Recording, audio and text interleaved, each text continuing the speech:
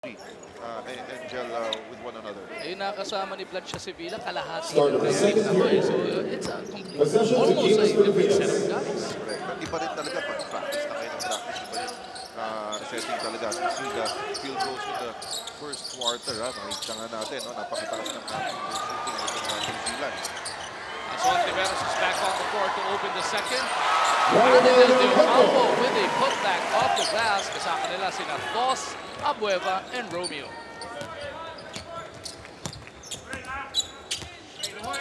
Loxton now manning the point para dito sa New Zealand. Pinalitan na muna ni Coach Braswell yung sarili niya rito. They go inside and Ekanasio hits the position. That time, nagkaroon ng defensive scheme ng Gilas. They double team the post. Kaya nga lang, nagkaroon ng confusion sa rotation with two guys closing out on one man. Andiyan pa rin pala si Coach Kevin Braswell. Nag-shift lang siya to the two-guard spot sa ngayon. As Deo Campo shoots over Watkins, bitin. Nag-drop down sa 2-3 bigla. Saints. But which is good. I think you'll see a lot of that from FIBA Asia. Braswell with the leather. Ontiveros right in front of him. Ekanasio with a pick. Braswell goes to the crossover. Naipit, nawala ng dribble. Namuwersa pa rin. Kevin Braswell. Talagang pinapakita siya kung ba't siya paborito ng coach. Kasi, mo, para hindi magkaroon ng dahilan para ilabas siya.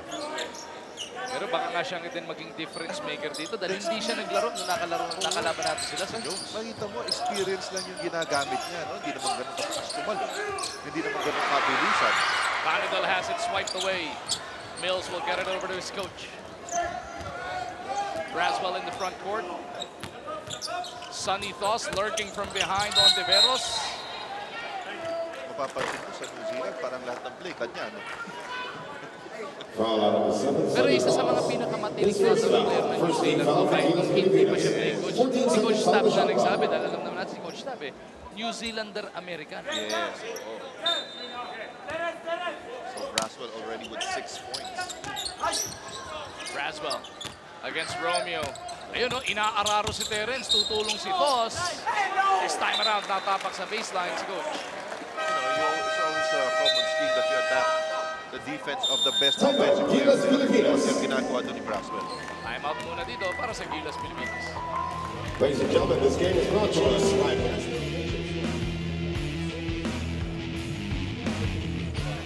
Zealand, no? Not really a lot of plays being run, but really just post-up plays, you know, and then kanina nakita na nga natin, one-on-one move by Braswell against Lance Romeo. Ito pa, medyo sinusubukan nila ang ating zone offense, no? Dito sila nagkakaroon ng magagandang stops, and you know, whenever they gotta stop, it gives them the ability or the opportunity to run. Mills gets it back over to Braswell. Blocks him. Braving that leather, gets it to Watkins. Deep position. Jamil is hacked from behind. And they're taking advantage of switching defense natin. No? And kanina, hindi lang naipasok yung entry pass ng Romeo. Starting much bigger fellow inside the paint. Jamil Watkins will be at that free throw line for 2 shots. As we get this report from Apple. Sa mga nagtataka kung paano nga ba napasama si Jamil Watkins sa team ng New Zealand after playing for Team USA sa Jones Cup, casual na casual ang invitation ni Coach Kevin Braswell sa kanya. Nagkatabi daw sila over lunch sa Taipei. Tinanong siya, gusto mo bang sumama ng Manila at sumama sa team nila? At dahil daw good friends sila nung college sa Georgetown University, mabilis naman daw ang oo ni Jamil. Maraming salamat, Apo. Marami. Makipag-lunch ka na rin kay Coach Braswell. Makakarakit. Baka isama ka sa New Zealand. Makakarakit. O, diba? Diba doon yung Lord of the Rings? Bagay, pwede ka doon. Hindi ako yun. Pero etong si Jamil Watkins kasi, nasa New Taipei City din yan as part of the USA selection sa Jones Cup. Yung sa mga nakakaalala sa kanya, siya nga po yung dati naglaro sa PBA, sa Shell. Pati sa Magnolia. Kahapon, nagka-reunion na sila ni Coach Leo Austria. Nagkwentuhan sila after ng game nila kontra Chinese Taipei. Kanina nakita ko si Dynamite Danny Siegel naman, nakakwentuhan niya. I think mga 2005 yata yun, no? Nung naglaro siya dito. At ganyan na rin po yung itsura niya. Hindi nagbago. New Zealand on the attack, up by 6. Jordan Mills from Make that 8. Not just looking at Coach Tab, and his body language. He doesn't have to talk about it, but he's really disappointed in the alertness, especially on the weak side nating defense. And that's going to be the topic, all the timeouts and the halftime huddles dito sa laro. Abueva trying to keep it alive after that miss from the boss. Substitution for JC Gilas Intal Filipinas. papasok sa ating laro for the first time, adding a bit more ceiling para sa Gilas Pilipinas. Hindi umabot si Jason Castro. So ang backcourt natin will still have Romeo and Ontiveros. Malamig pa si Terence so far sa larong ito after exploding last night for 20+ points and earning best player of the game honors. And of course, kilala na kasi siya nitong New Zealand team. Doon sa Jones Cup, nagpakilala siya dahil nga first time niya naglaro in the international as part of the Gilas team.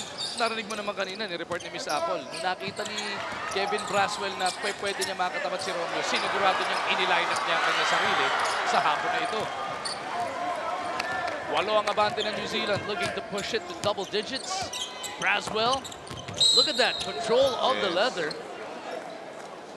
Yung pacing, yung buong, lahat ng siyam na kasabay niya sa floor, siya ay nag-control ng pacing. Not only that, you can just imagine his abilities as he was a bit younger. Makikita natin. 17 seconds. Ganda ng biglang change of direction. He is 36 years old, di ba? Tanda ka lang ng 10 taon. Kulang pa sa sayo. Braswell from the outside. Castro boards it. Tumatakbo Gilas Pilipinas. Ontiveros pwesto doon sa kaliwang kanto. Castro to Blotch for a long bomb. Andre delivers the goods. At it's atin ng PLDT Home DSL, the #1 home broadband. And finally, para kay Andre, pumasok na interest niya. That's correct. And really part of the game, part of the system ng Gilas Pilipinas. The only disadvantage, probably you get your best rebounder outside the paint. Ignacio in the front court gets it up papunta kay Braswell. Ontiveros trying to keep in front. De Ocampo tutulong. Shovel pass inside. Wala, mababalik sa Pilipinas.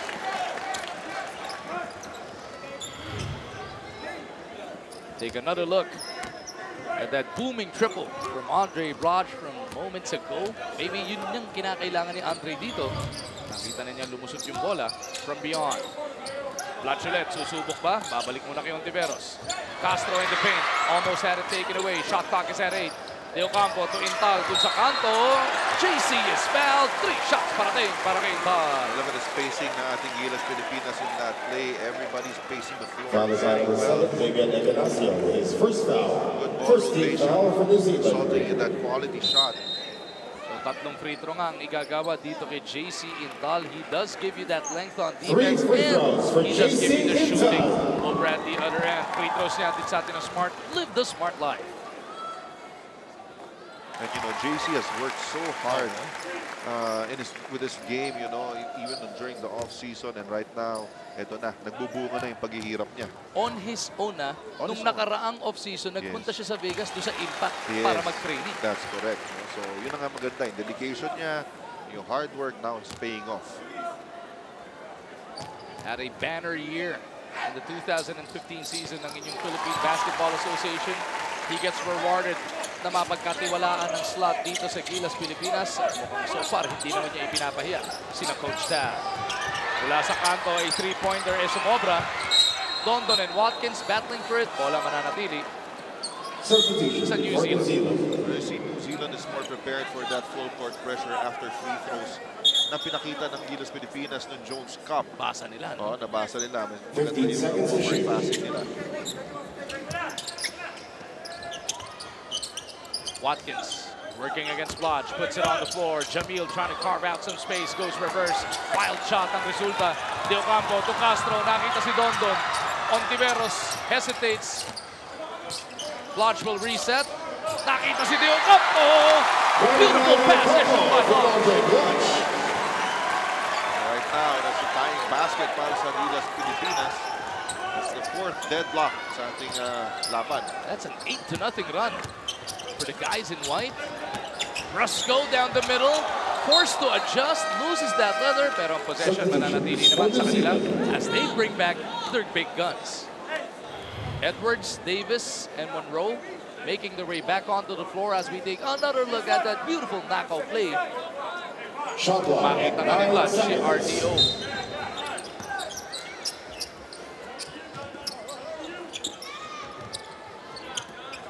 Braswell with the leather. Ontiveros. Naiwan ang bahagya. Tinatanggal ni Dondon yung kaliwa nito ni Braswell. Kaya na-overextend niya ng konti. Kaya nagkaroon ng clear driving lane.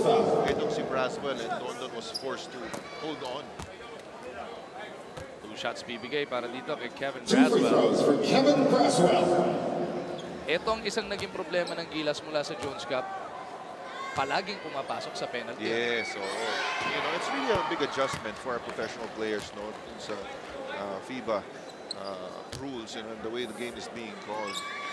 That's why yung experiences ngayon, yung experiences sa Jones Cup and sa Estonia before that, and that really is very valuable, especially for the first timers sa ating national team. Lalo-lalo na 11 days to go na nga lang. Magbubukas ng FIBA Asia Championships. Mapapanood natin yung live on TV5. Dalawang abante ng New Zealand. Quintal looking to slice through. Kicks it out. Dondon from deep. Mintis. Ontiveros after making his first 2 in the first quarter, nagmintis na sa huling dalawang tikada niya dito sa second frame. Davis with the leather. Gets it over to Edwards. Quintal trying to cut him off. Monroe contra De Ocampo. He goes to the spinner. Turner rather. Turner again. Wow. Ray Turner. Very versatile, very athletic. 10 points already for Turner. Lodge from the outside. Liubra sa pagkakataon niyo. Wala na pong 3 kalahati natitira sa ating first half. Mabuna ba si Coach Kevin Braswell? Basket count for Brian Davis. As Davis gets that basket, may bonus free throw pa. Once again, New Zealand just getting their way. Foul is on the 25, Disrupt na ating Dondon. depensa yung That's his depensa second foul. Gilas Pilipinas. You can see the upper body strength ito si Substitution Davis. for Gilas Pilipinas. Asi Taulava. Back on the floor, papalitan si Ranidel De Ocampo. And this would be a really point of concern para sa coaching staff na ating Gilas Pilipinas because, you know, Bonus Iran, free throw China, for Brian Davis. lalaki, sobrang lalaki. So right now, you really want to practice your interior defense and now you stop points inside the paint. 36-30, 6 ang kailangan bunuin ng Gilas. Dondon, 1 dribble in, rattles out. Roscoe pushing the action. Pero bilis din naman ang depensa ng Gilas sa pagkakataon na to. Roscoe looking at the post. Braswell tells him to go right there. Clear out sila over at that left side. 6 na segundo natitira sa shot clock ng New Zealand. Minti si Coach. Flash para sa board.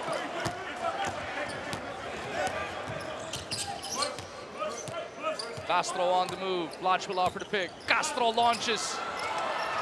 Liubra, Davis over to Coach. Kevin Braswell with Roscoe on the run. Braswell! Sinoso pa bago pinabanda. Ganda naman ang kilos noon. Kevin Time out on Braswell the and floor. his team TV now timeout. putting enough space between their team and the Gilas Pilipinas. 8.3 to 29 in the first half.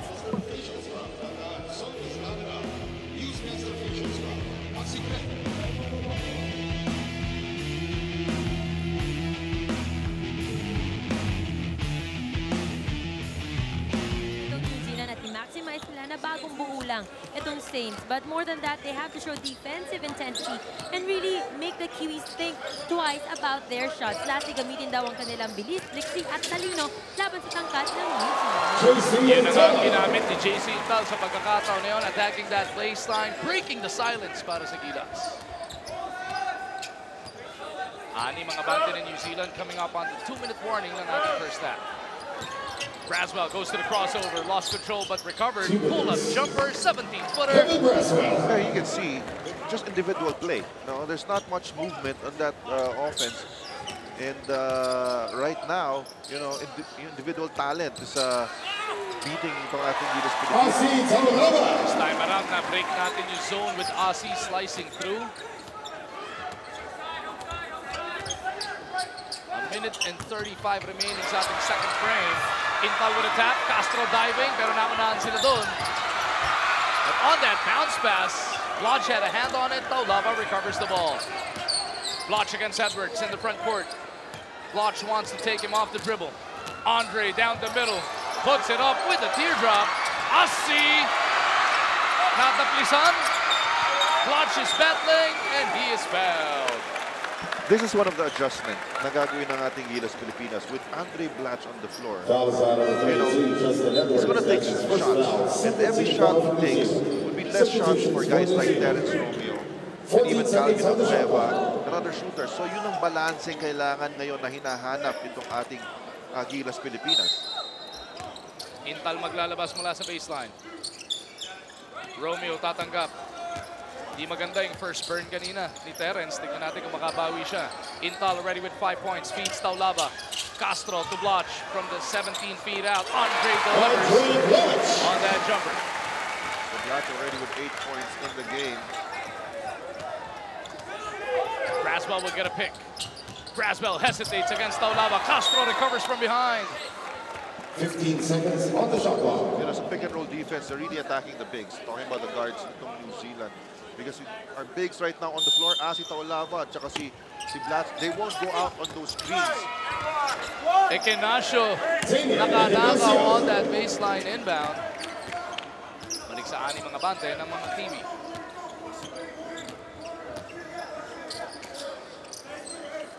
Castro gets it back from Bloch. Romeo playing the 2-guard spot. Asi is in trouble, goes to Intal. Castro was trying to feed Asi. Ball bounces right back to him. Shot clock should have been reset. No problem. Pumasok na rin naman yung tira ni Dabler. So right now, our offense saving us right now and keeping this game close. Pinamigay natin first quarter, 23 points. Ayun, nakaka-19 na sila, pero naka-steal naman tayo. Enough time for Terence. Pero that's a smart foul on the part of Braswell. Ayaw nilang patakbuhin ang Gilas doon. And Coach Tab will want to map out the final 2.4 seconds of this first half. 4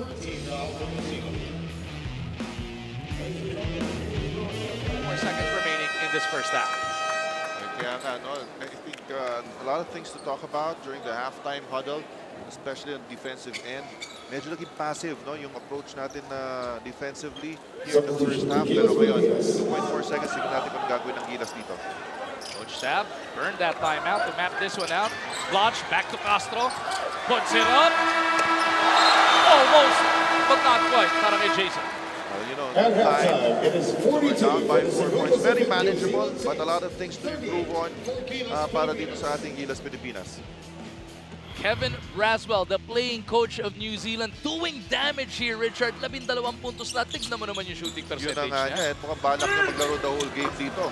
So, hindi pa niya nilalabas yung sarili niya. At, pero he's justifying it with his brilliant plays.